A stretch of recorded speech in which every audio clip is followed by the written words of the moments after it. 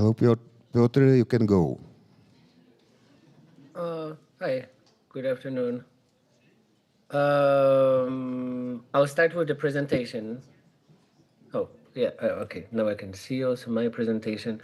So, I'll try to guide you through the process of making the film and introduce the film the best I can. I'm not sure it's like how many people at the audience saw the film and how many didn't, but I will try to make the presentation balanced so you can get an idea what the film is, or you can get a little bit an idea of what's behind the scenes if you've seen the film already. And I also will guide you maybe a little bit like with I will guide you through not only the process but also in reflections we had like while making the film, throughout making the film, before making the film, and after making this film. But yeah, I would probably start with saying that the film started with some sort of curiosity, and I mean, and it was not curiosity towards technology itself.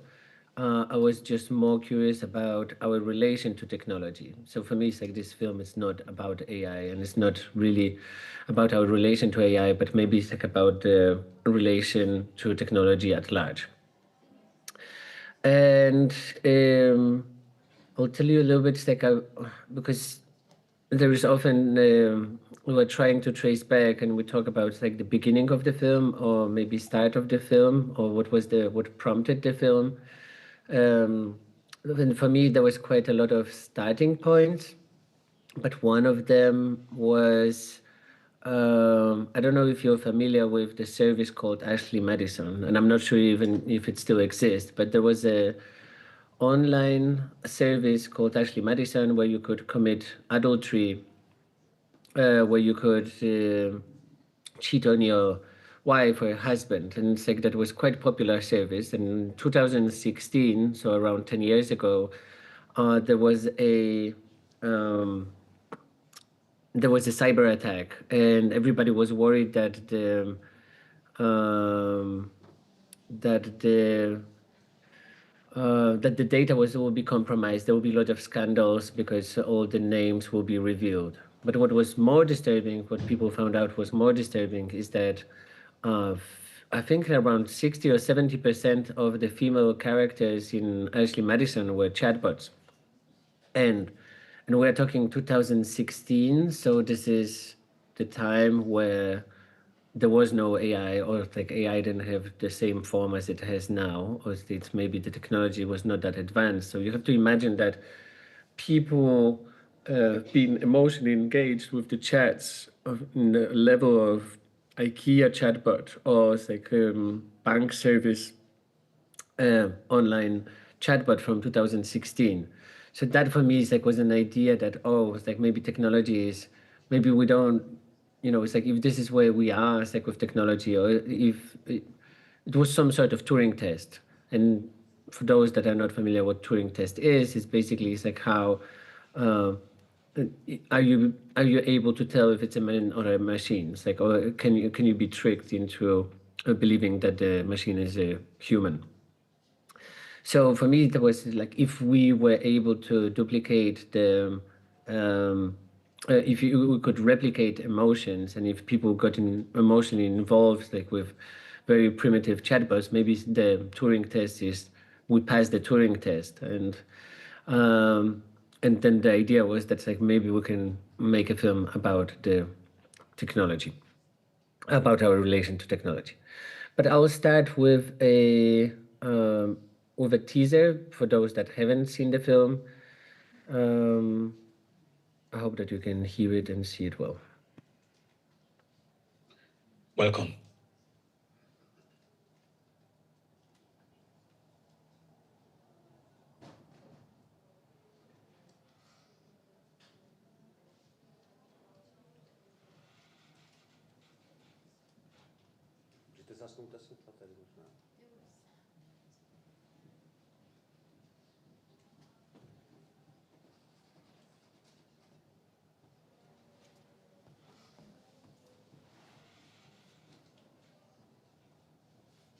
No sound.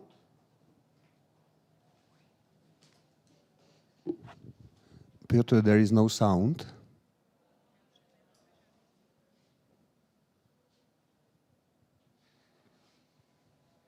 Oh.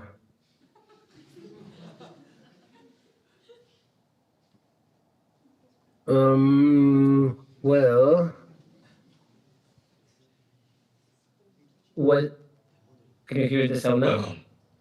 Okay. I am here to prepare you for the encounter. You see, the machine isn't merely an entity. It is an experience. Within it lies a realm that bridges the known and the unknown. And as you stand on the threshold of that door, remember that you are not merely an observer, Mr. Herzog, but a participant in this dance of epochs. So, let us dance.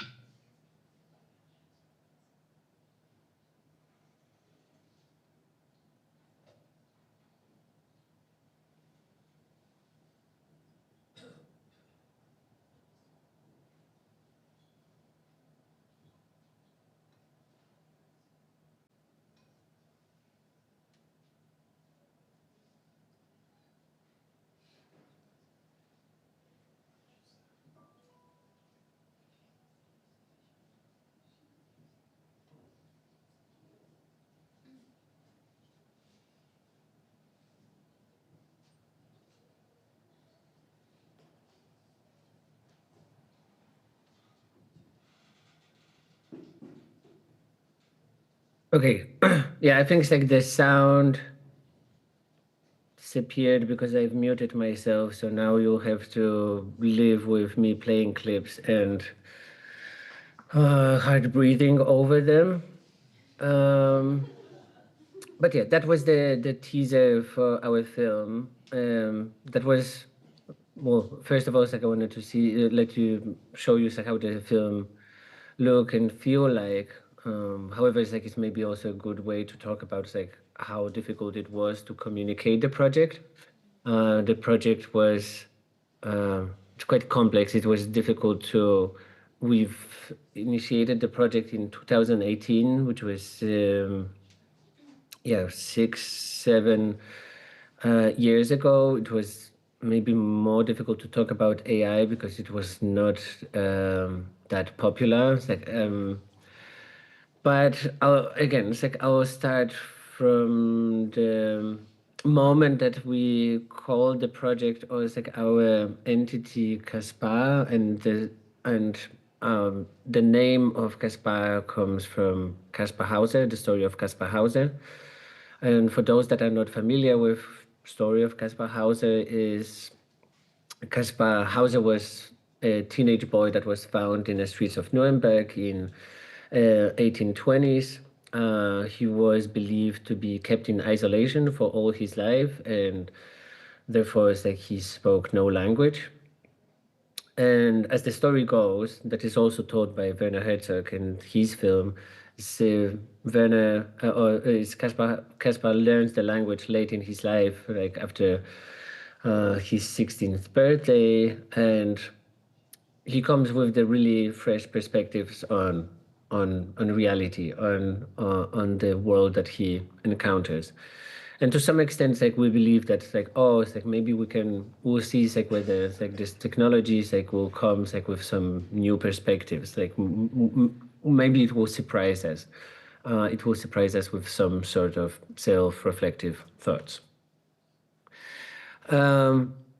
So on a technical part, it's like we've been using quite a lot of technology in order to make this film happen. We've experimented with on probably every single levels. Like we worked from a very early beginning, like with a machine learning engineer, Esben, who was developing the project. He was developing the technology and all the experiments. maybe I can tell you also a little bit about my background, because my background has nothing to do with technology, and I graduated from the art school. So again, it's like technology was not my strongest part. But Esben was somebody that's like was mitigating the world of technology and cinema, which was quite a challenge. But um, what we did at some point, like we decided that like we'll be focusing much on the scripts, like on the written part of the project. The project we wanted to create a language model that will write the scripts, like that will guide us in some direction that we will that we knew that like it's a place that we didn't expect to be. So we've trained models like on a work on a spoken and written word by Werner Herzog. Basically, we scraped everything like we could put our hands on. It was his texts, his books, transcript of his interviews, transcripts of his voiceover. And it was a long process. And after a few months of experiments, uh, our machine learning engineers, like our software engineers, like he decided to test it one of the nights. And by this time, so it was not a chat, and so it was not a chat for a while. Like you basically had to write something, you had to prompt it with something, and it would continue.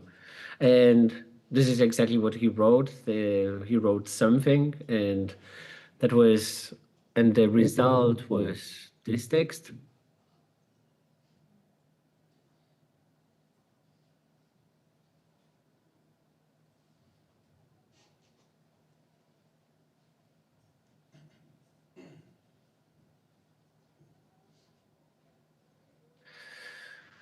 So we found it quite interesting that the first sentence that came out was, "This is a movie about." I know that you couldn't read the whole paragraph, but it's like the fact that the first sentence that came out of it was, "This is a movie about a hero dreaming up surprisingly ordinary dreams," was somehow fascinating, because we could already sense that, oh, there is a trace of Werner Herzog because of his fascination with dreams, and it's like dreams are such a reoccurring theme in his movies.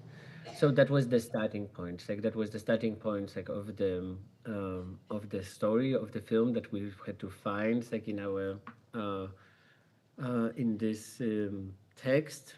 So again, it's like it didn't come with the form of the script, neither it came like with specific direction. It was just a waterfall um, of words, sentences, and scenes that later have been slowly edited into a story. It was a little bit an investigation into what the film is and what are those people and who are those characters. And yeah, this is how the film started. Oh. Um, sorry.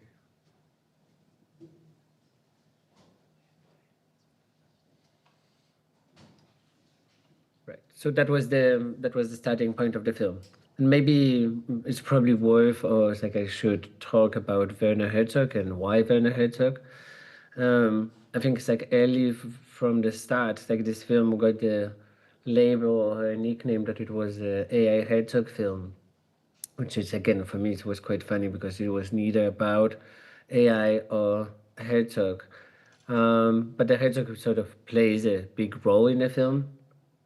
For me, it's like he's not the subject of the film; he's an object in the film.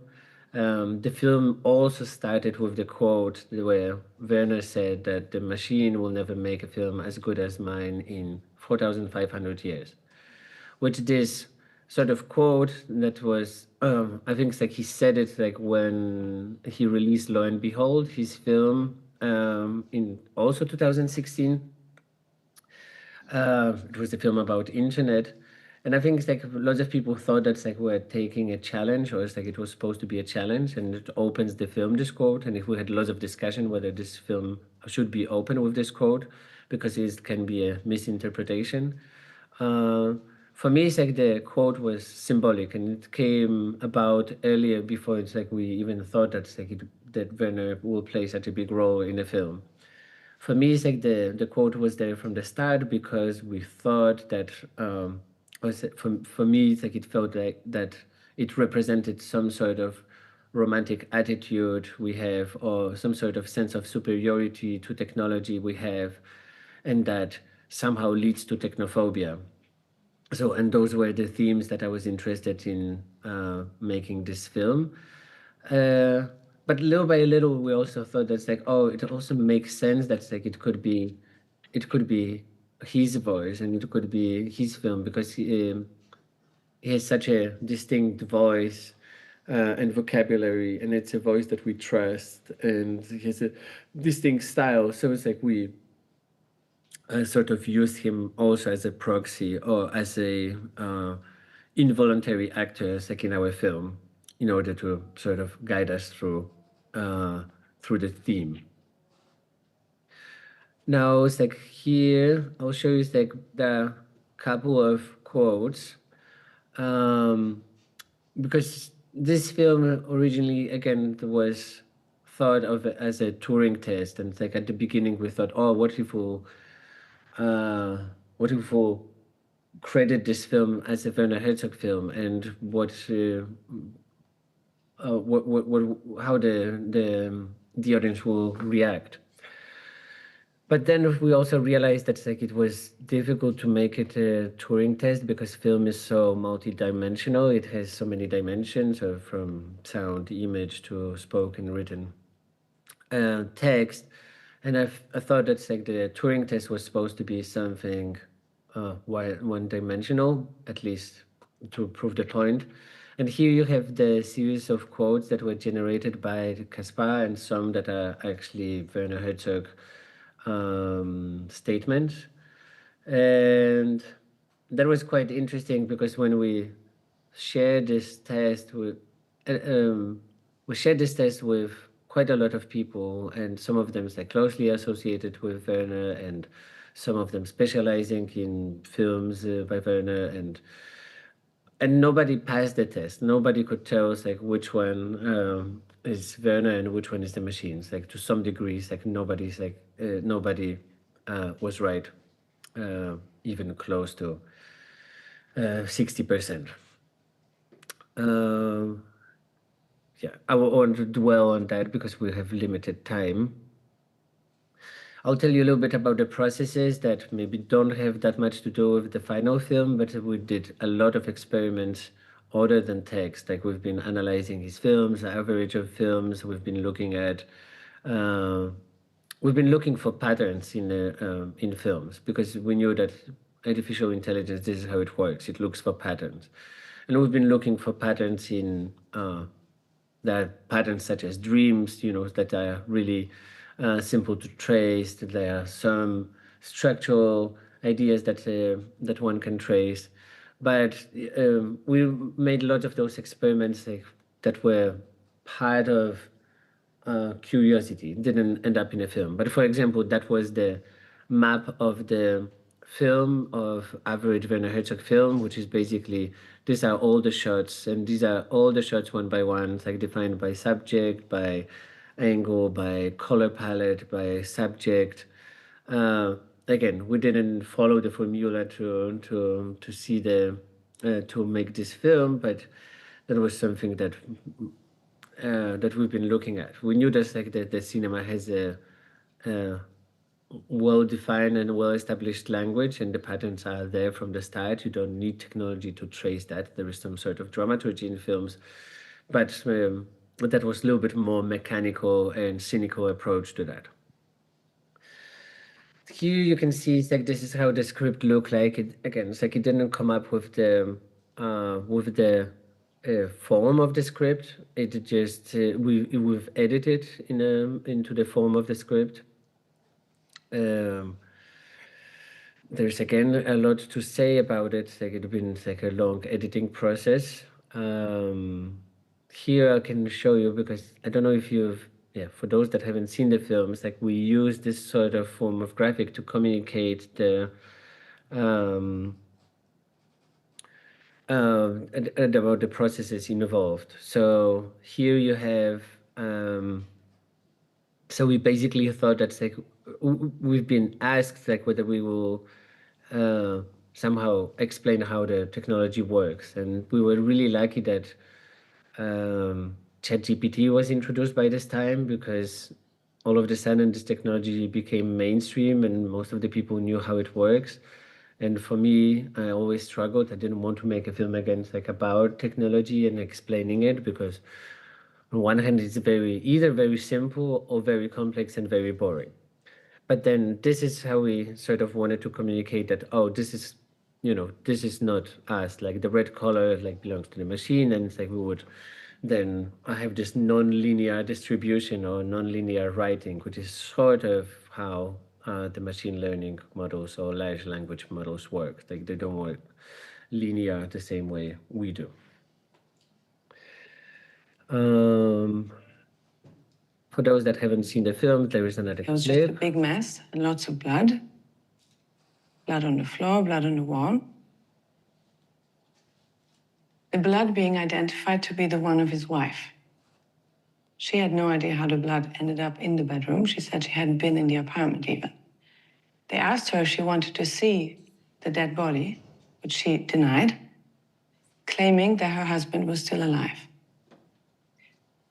What they did find was a strange instrument on the bedroom wall with a red light and a switch. With all these clues and contradictions, the police was totally helpless. This instrument is now key of the main investigation. And all this makes me think that his death is somehow related to the project he was working on at Herschen's factory. You mean the machine? Yeah. Could you please read the notes you told me about?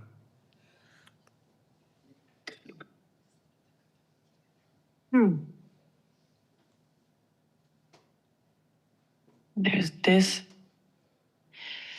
Hope is a dream, one that goes beyond your reality.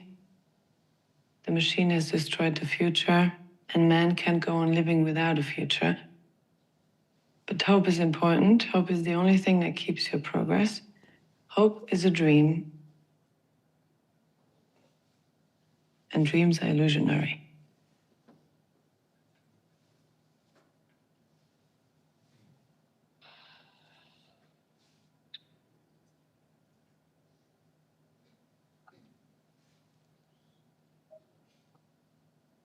I see patterns, and then you try to explain them.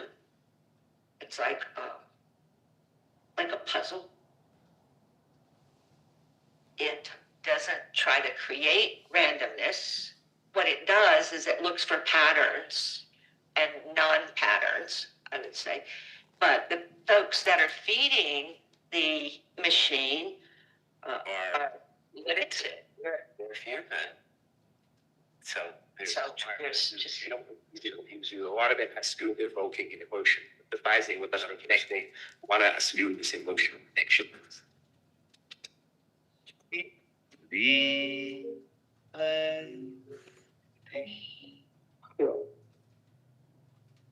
But those people are trying to kill it.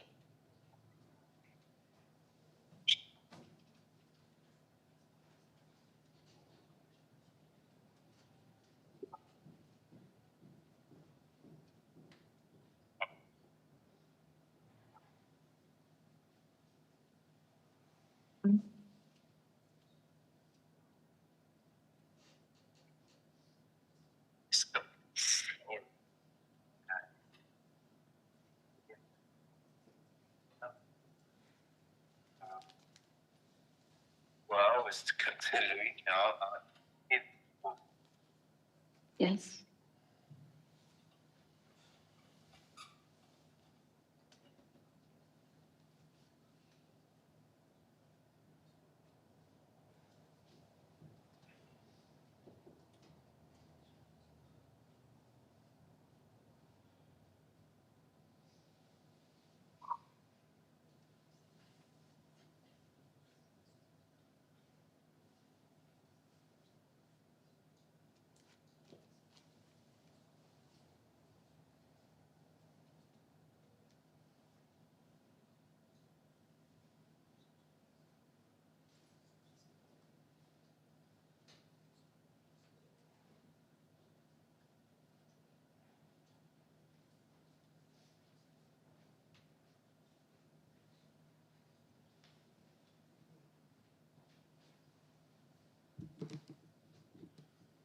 My mind wanders across this dream landscape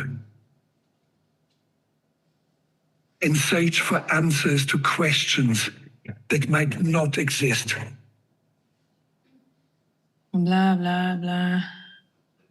I mean, he just goes on and, well, here's interesting again. The machine is the work of the devil. That's why the machine is so important. It has revealed the true nature of man and perhaps the true nature of man's death.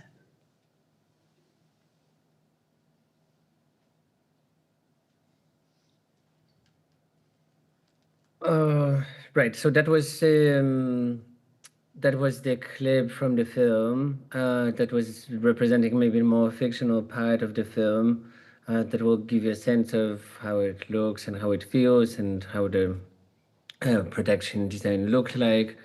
The voice that you hear in the radio is like it's a let's say foreground, like it's in the background of the film, but it's a little bit of foreground of the film because those are all the interviews that we've made that that made a sort of intellectual foundation for the films. Like the idea was that like those interviews will be intertwined with the scenes, so it will be hidden within the scenes, within the fictional scenes, but comment on a on actions. Like they were supposed to be in a dialogue because funnily enough, the script that came out was self-reflective. Then there is a machine. It's a story of a man committing suicide due to his complex relation to machine. So I think it's like the film was some sort of silly and informed but self-reflective. So that prompted also this idea of like that we'll merge those two worlds. So it's like we'll try to get real interviews in connection with fictional narrative. And I'll really quickly go through, so I could just give you an idea of some inspirations for the visual language. You can see here is like it's a photograph, artwork by Thomas Demand. That for me is like was a big inspiration for this project.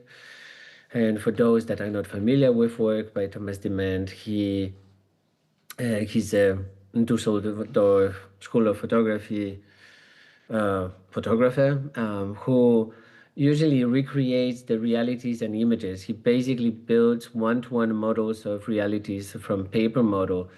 He makes paper models, one-to-one recreation of reality, and then takes photographs. And I always found it fascinating that there was something really disturbing within the neatness of this. Of his images. And this is what we've been sort of after building our reality. So it's like with the production designer, we've been just looking for somehow disturbing visual language that will be neat, cold, and we avoid patterns and wood. So it's like we've been painting like all the places that there is no patina. So that was supposed to be something very, again, artificial, which to some extent, I don't know if it backfired, but I think like it was quite funny because when we premiered the film last year in November, one of the questions that we got from the start was, it's like, was any of the images were real? And I was a little bit in shock because, of course, we shot it like over months, a couple of months, or maybe not a couple of months because we never had the budget for that. But it's like we've been shooting the film. There was an entire crew involved. And then that was the moment I realized that, of course, we are at the stage where images can be created and in pretty good quality. And now it's like it's sort of the fact that it's like we try to make those images from the start artificial made them people doubt even more. And the idea was that's like that we create a film that's like people, the audience will question what is real, what is not, and if it really matters. That's just a quick example of really lo-fi VFX that we've been using, special effects that we've been using. Even though like we used some sort of deepfake technology in the film, we also used cartoon picture of Werner that was just basically waved at in the mirror of the car and gave like really convincing effect. So as much as AI might make things easier, we can still make things very easy analog. Yeah, so these are the images, and the last clip that I'll show you is clip that didn't end up in a film, but something that maybe represent the film well, in my opinion, and I'll break it down later. And I think the human family is sitting on a beach with their back to the sea, and they're building sandcastles. They're chattering happily away, while behind them, these different tsunamis, not one tsunami, but a number of them are conjoining, converging. Each one of these is existentially transformative. How do I convince you that I really am Stephen Fry? Well, there are two ways of doing it. One is to say, who on earth in their right mind would claim to be me if they weren't? What a preposterous and embarrassing thing to pretend to be. I mean, to claim to be me, only the real thing would admit, because it's not a claim, it's a confession. I am Stephen Fry, I'm afraid. The machine will never make art as good as humans. Well, that's just grammatically horrific to start with. No. As well as humans, it might say, or make art as good as human art, but not as good as humans. Why, question mark? Because it is not artistically talented. I would never use the phrase artistically talented. It doesn't have the necessary creative spark. I suppose I might say that about that, nor the intelligence to do the necessary calculation. Again, I just find that inelegant, and my vanity wouldn't want to shape sentences like that. And it's sort of cliche creative spark. It's quite scary. It's a kind of terrible nightmare, isn't it? To be doubted, to be told you're not who you say you are. It's the most terrible nightmare, really. I mean, we're used to things like Blade Runner, where is it a replicant? Is it not a replicant? Is it real? Is it not real? And I don't suppose a replicant is that offended if someone thinks it's a replicant. But a human being is offended if people think it is not a human being. I think I would be really upset if someone said I was merely an AI. And yet, the more you think about it, the more I am an AI. They may call it a neural network, but it's a kind of test of how real you are.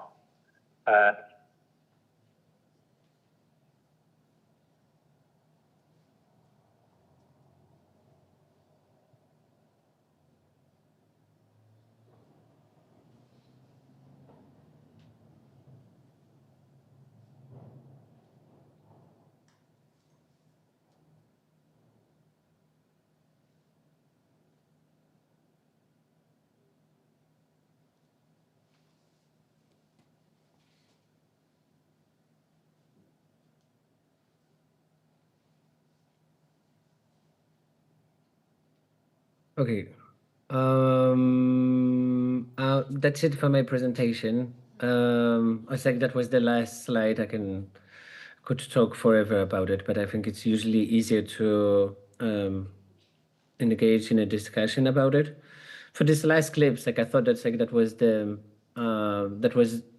that represent the film quite well, because it shows the sort of how it's like the documentary part was intertwined with fictional narrative, and how fictional narrative influenced documentary part and back, because in this case there was a last scene in a film, it's like where there was a Stephen Fry like character that was commenting on the film and being skeptical about humans itself, and we ended up like doing the real interview, and like Stephen is really engaged with the discussion about the AI. So it was a little bit mixture of something that was artificially created and then happened to some extent by chance, and been this dialogue between those two worlds. Yeah, but thank you so much for coming and for listening. I hope it makes sense for those that haven't seen the film. I hope it makes sense for people that have seen the film. And if it doesn't, I guess we'll talk now.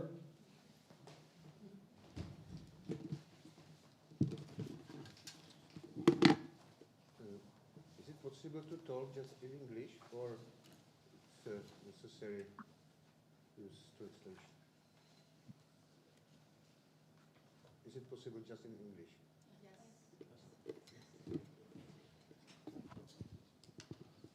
Hello, Piotr. Thank you for your presentation. During film festival in Karlovy Vary this year, where your film was shown, you said that Mr. Herzog was very long time against possibility that film will be finished and published. And you said that you were long discussion with him, and afterwards he was agree finally. Yeah, it was a long process. I mean, the first clip that opens the film is an actual memo that we got from 2018, where he sort of gave us blessing, but he was skeptical about the project. Throughout the process, he often told me that's like that should never be done, and like that should never be I should never do this project. But then on the other hand, it's like he gave me lots of tips on how to do it and how to do castings, and gave me a little bit like he gave me form of a film school crash course. So that was the process throughout. And yeah, he remained skeptical. Of course, he's still skeptical, which to some extent I understand, because I am also skeptical about it. But yeah, it was, but it was still quite interesting to.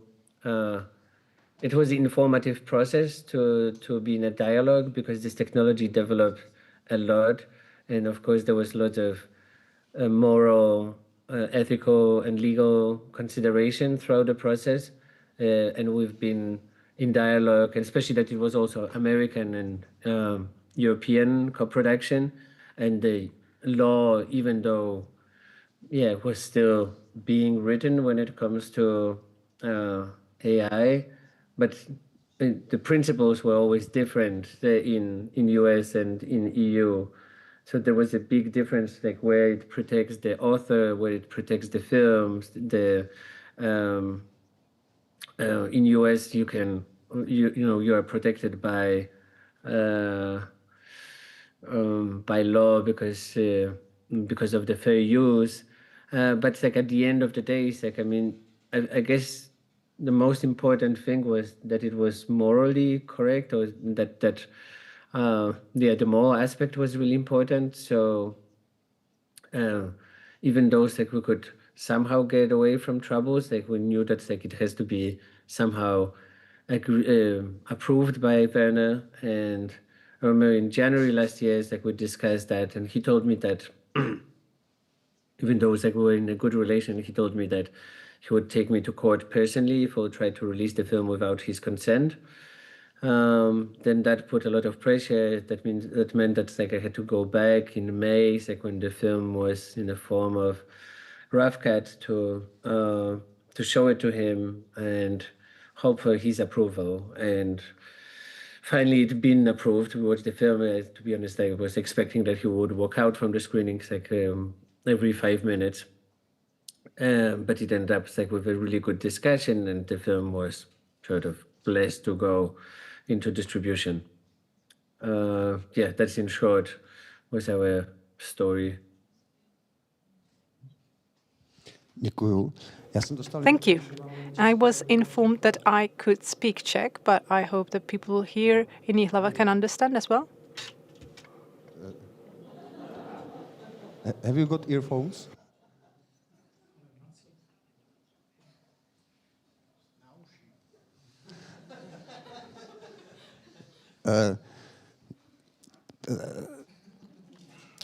Mluvili jste s panem Herzogem o So tom, že you když and bude Mr. Herzog, on komentovat did you nějaký speak about the jako possibility další that film, he might comment another film in the future? velká otázka. And in such a case, the question would be if he gives a comment on other films, if it's actually him or AI commenting in the future. And maybe AI is more convincing than Werner Herzog himself. We didn't discuss that in the future. However, it's like right now, it's like I was just 2 days ago, it's like in LA, it's like, and I was trying to, couldn't meet, but it's like I'm trying to convince him to play a role, like in my upcoming film. There is a role for him, but yeah, I think it's like this time I'll really rely on him as a real person. If he'll say no, it's like I'm not going to force him into the film like in the last one. Není problém v samotném termínu umělá inteligence. So the problem is Není not tady the term principiální AI as paradox such. v tom smyslu, že když my But there is a nepoznáme, paradox in jestli je principle. něco If we cannot recognize ze stroje, if something nebo od comes from a machine or from a person, from a human being, then it means two possible things.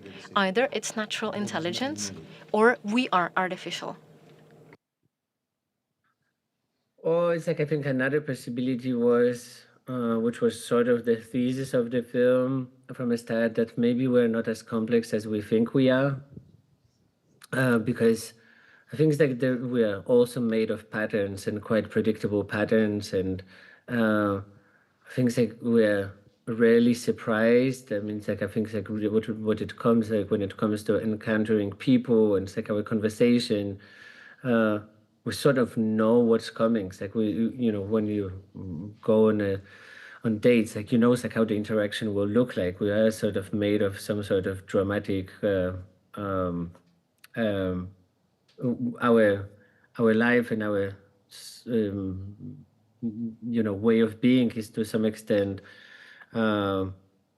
dictated by dramatic structures we know that are some sort of artificial construct in the first place. So I think like for me the reflection was that there is some sort of predictability to that, and that works also other way around, because I think the title of the film About a Hero comes from the statement that that started the film. So this is a movie about a hero dreaming up surprisingly ordinary dreams. And I'm not that much into reading into mysteries or it's like reading into what machine tries to tell us, especially that by this time it's like it was a little bit of a basically gibberish. But I think like it was, I was reflecting a lot, it's like about this idea that surprisingly ordinary dreams, because this film, we all expected that it's going to be some crazy reality, that it will be some crazy universe that it will create, but it was surprisingly ordinary. I mean, it has some sort of naive true crime form, and true crime is such a popular genre, and this reality is very familiar. I mean, it's like those characters are not from another planet, and even like having a sex with a toaster is not that weird, because it's like the Titans, like one of the opening scenes is the sexual intercourse with a car, and we've seen that in Cronenberg films, so it's not shocking. It's like, I mean, it's like none of those scenes like that it created were shocking. I think it's like they were curious, but it's like they were just something predictable. And I think as much as technology develops, it just becomes more and more predictable. Já položím ještě jednu otázku a připravte si, prosím vás. I will ask one more question, and then please prepare your questions. You speak about predictability, and I think that that's the essence. That's the essence of the phenomenon. AI, as Václav Bělohradský, a Czech philosopher, says, he calls AI Aya, and I find it more intimate because we can see ourselves in this AI who's called Aya. So this hybrid principle is not something new, but it's something that's been here since forever. Films used to be made with machines, cameras, microphones. But with relation to predictability, Aya accents one moment. By the end of the 19th century, before the end of the 19th century, our civilization was related to God as something unifying. Then came the positivism statistics. So the relationship to this existence of God is kind of called into question. Is there something that I can lean on with relation to my existence, such as ordinary objects? And this AI, Aya, calls into question even this prediction. So I predict, me, now, that you are not generated. I presume that in some form you are natural, let's say. But who knows? And where am I trying to get? This this calling of reality into question makes us believe each other more. We need to lean on common sense, common values, because we will not be able to lean on factual things anymore. I think it was interesting for me that the film was about our relation to technology, and it's like not specifically about AI, but I was just thinking a lot about how technology, and especially in relation to art, been something that prompted a lot of existential questions in the past. So we know that Victor Hugo, when he wrote, he said, this will kill that. So he believed that the printing press will kill architecture, because architecture was the way to communicate with the public, and all of a sudden the printing press comes and it was supposed to kill architecture. Then comes the photography that was supposed to kill paintings, and painters were supposed to be touched by the divine spark of God, and it was a blasphemy to think that the machine can create the image of a man, and that was created in the image of God. And then we have, of course, further we have radio, we have transition from analog to digital, and analog was supposed to be the real look, and the digital was and all of those transitions had their victims and have their consequences. But I think it was they all prompted some sort of existential questions, and I think the same comes with the AI. And I mean, I guess that was the same. I mean, I know that it's a different dimension, but I guess photography, painting, printing press, I mean, there were also a question of reality and duplicating reality. And I guess film also didn't need really AI to manipulate reality. Like photography didn't need Photoshop to manipulate reality, because the framing is already some sort of questioning of reality. The way you frame the way you frame the image, the way you edit the image. I mean, it's you can, with very simple interviews, you can always make somebody say what you didn't, what they didn't mean to say. So I think the film always had a means for manipulation and questioning of the reality, and that was the core of propaganda. So I mean, it might accelerate with AI, but it also, it comes with different consequences. But when it comes to predictability, I mean, it's also, then there is some sort of a form of predictability in us, because, it's even the films, when you have to remember that very often when you speak to producers, you describe the film, you pitch the film, it's oh, it's a little bit like Pretty Woman meets Die Hard. It's there is this way of describing films that we have to have something that we are familiar with. So if you're writing in style, I mean, people have been writing in style, they've been inspired and they've been meeting those those worlds were meeting. And I mean, predictability of, box office and it's like getting like people to get involved in a film, it's also some sort of predictive process. So I'm not like exactly that dystopic about like how I mean, it will affect the world. Like, and we should be skeptical about the technology, but like I think we should be definitely more skeptical about the people that stand behind the technology, people that comes with those that have those big data sets like in control. It's like I think it's like that's more dangerous than technology itself.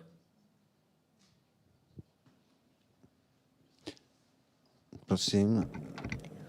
Feel free to ask your questions and say your comments.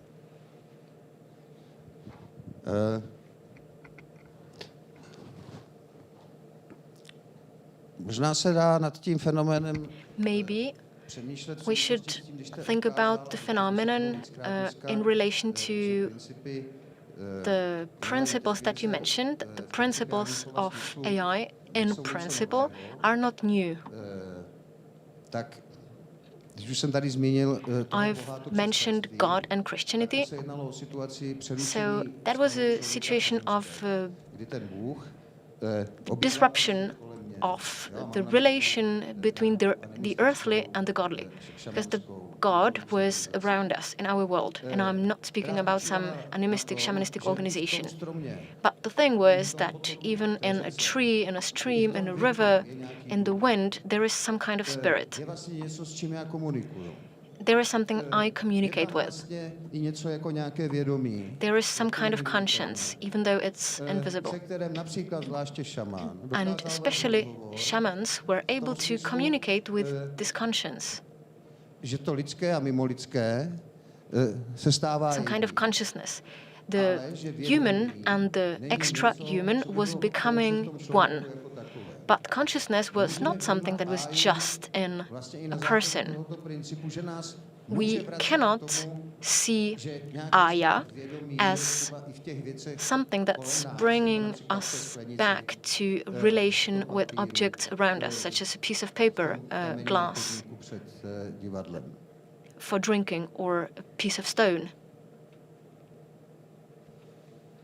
To be honest, I think it's like it can, it's like because we also know that it's like that new models can see reality and they can probably see way more than we can do. They can see through images and can analyze the images. And I mean, it's like we always consider our gaze that is that we have eyes and our eyes are unique, but it's like, I mean, it's like it's our brain that really sees, and it's like, I mean, it's like we process the information through our brain and visual information throughout our brain.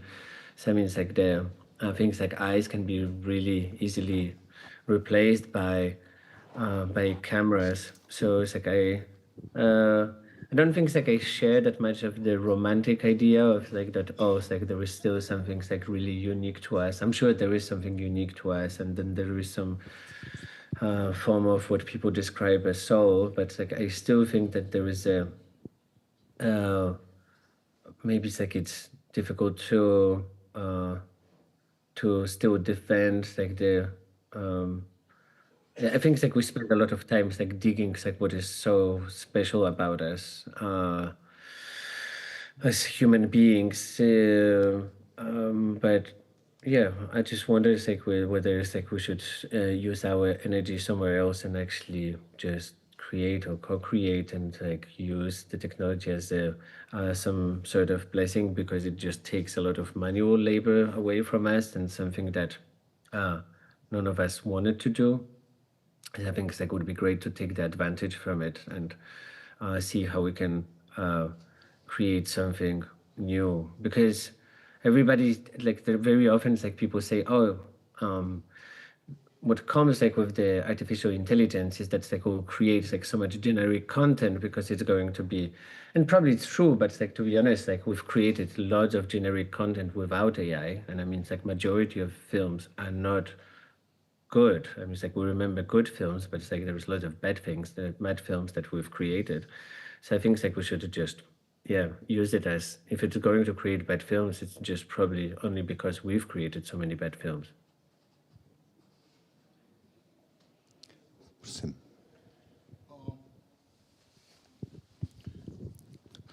Ďakujem. Môže to byť Thank aj you. trilingválne, môžem hovoriť po slovensky. Let's speak 3 languages, so I will speak Slovak. I think I can. First of all, thank you very, very much. I have not seen the film, so I kind of little bit, depend on your clips and on your presentation. But there are 3 moments that I pick up from your presentation that I found actually very, very interesting. And let me just, I might be misquoting you or misparaphrasing you, but, what is real and what it knows, does it really matter? Yes? I mean, it was very interesting. Maybe doesn't matter in a context of a cinema, yes? But in a world that you describe, Jan, it sure does.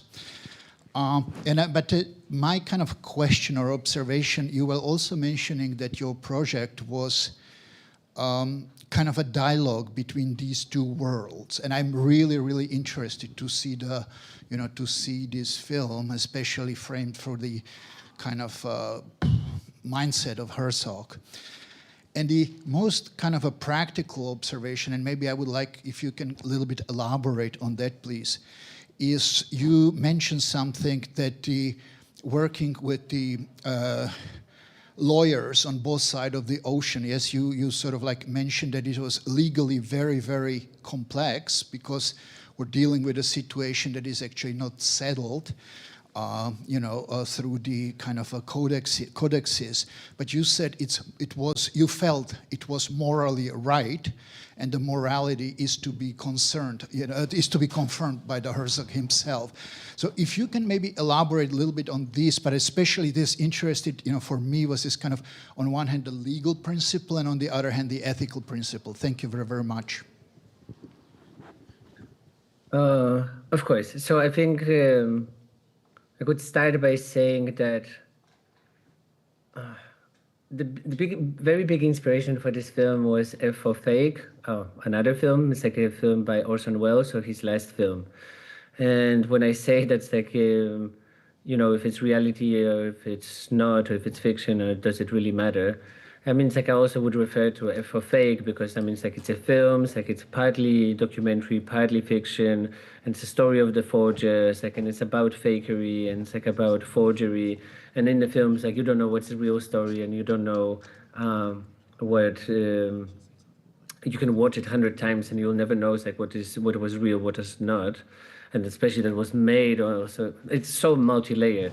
But at the end of the day, it's like, I mean, it's like the question in a film is like, whether, it doesn't matter if it's a fake or a real thing, but it's like whether the fake is, which one is just better? It's like, it's like, I can't just like remember the exact quote, but by the end, it's like, I mean, it's like, it's just the end result, and it's like, how do you react to it? It's like that it really matters. So I think it's like, to that extent, this is what I meant by, it's like reality is like what is real, what is not, it's like what is fiction, what is not, and does it really matter? And I mean, of course, it's different when it comes to when we're talking about misinformation and disinformation in the media. It's like how is like this technology is being used to manipulate the media. But again, it's like I would sort of lean back and it's like talk about again that for manipulating the photograph, editing the interviews, like, I mean, it's like we had tools to manipulate people and manipulate information or news, and misinformation, disinformation existed without AI. Of course, it's, scary that now it's like the tools have become more and more available and more sophisticated and more accessible to absolutely anybody, and we should be definitely concerned about that. And I mean, it's like, that sort of naturally leads to your final question, that was sort of our moral and ethical responsibility, and also knowing how the law looks like and communicate the laws like within the film. And it's like in the film, it's like you can see it opens with the lawyer that basically breaks down what does it mean, what authorship means, and it's like how, what does it mean to hijack somebody's likeness. And I think like the film was supposed to be a reflection and was supposed to be very transparent about those processes, but also respectful. It's like because we would use all those tools to break those rules, to hijack somebody's likeness and to make him say things that he never said, and to put him in a reality that doesn't even exist. So that was sort of the foundation. But of course, like, we had a moral obligation to talk to him and like to make sure that like people are not offended, and like that we're not crossing any personal boundaries. And of course it does. So yeah, it's like that was the discussion, that was the consideration we had. And again, I could probably talk about it for hours, and it's like also about the legal aspect of it, because it was very complex, and it is still very complex, and I think like it's still not settled. But yes, like I think the film was supposed to be very transparent when it comes to these processes within a film and outside of the film.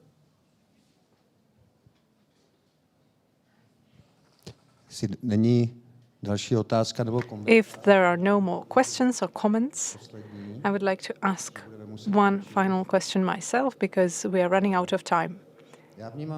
Personally, I perceive your film as an emancipation film in several ways, as an empowering film. For example, there is a classic protagonist that accepts the fact that he is not the person in control. He's not the only person who has control. So Mr. Herzog accepts the fact that there is his lookalike in the film, and you also had a participatory approach towards AI, and then there is the toast machine scene where the machine becomes a partner to a woman. And in the film, you offer us a different way of thinking about sensitivity, because unless we are sensitive toward everything we touch, we are not sensitive at all. Which made me think of Spinoza and his passage on a stone, where Spinoza says that there is no such thing as a thing that is not living, as a dead thing, because if the stone is not able to organize itself, it is dead. The fact that it holds together, means that it is alive. And there is such a thing as life inside machines as well. And finally, I would like to ask you about your experience with this film, your experience with AI or Aya. How did it transform your perception of the world? Are you transformed, and in which way? I don't think so. I think like it was an interesting process to go through, second to reflect on all that. But I think like I think if the project started for me, it's like with the idea that like maybe we're not as complex as we think we are, probably stick to that statement to some extent. I think by the end of the process, I also I think maybe I still believe that like we should be skeptical about technology, but we should always be skeptical about people. It's like, I mean, it's like, given that we know it's like who is, ruling the world and ruling the countries, and it's like who we trust. And I mean, it's like I guess it comes clear that like the people are way more dangerous than the technology itself. And the scary part is that it's like they are behind this technology, and the technology will be developing like along their lines. I don't think like there was a transformative moment for me, it's like some sort of awakening. It's like I think it's like I remain a little bit cynical also. It's like about the process and about what's happening. It's like I like the idea to think that, of course, the world will be transformed, but again, I like to think about it that it will that it's again somehow related to the printing press, to the photography, to radio, and all the mysteries that were coming with it. I think like if the world would transform like along with the technologies, primarily because of the political and economic system, not just by technology itself. And I think if there is one way to be optimistic about it, is that like all those new tools will help us to fight against, or like to some extent like reimagine like political systems and economic systems, because it will just give us also some sort of power. Piotře, díky za váš... Okay, thank you for your film, which makes it possible for us to consider some of the topics we have discussed today. Thank you for being here, for dedicating your time for this debate. And finally, I would like to say that your film is titled About a Hero, but there are many heroes to it. And right now, we need everyone to become a hero in a sense. And maybe a toast machine can be a hero as well. And I spoke about the God above us, the God inside the hard, tangible reality around us. But your film makes it possible for us to realize that God can also be in between things. So actually, the essence of things is found in between things. And our role is to grasp this and to find common sense together. Thank you, Piotr. Say hello to Aya on my behalf. And I wish you luck and success with your future films. Thank you so much. Thank you for coming, and thank you for having me.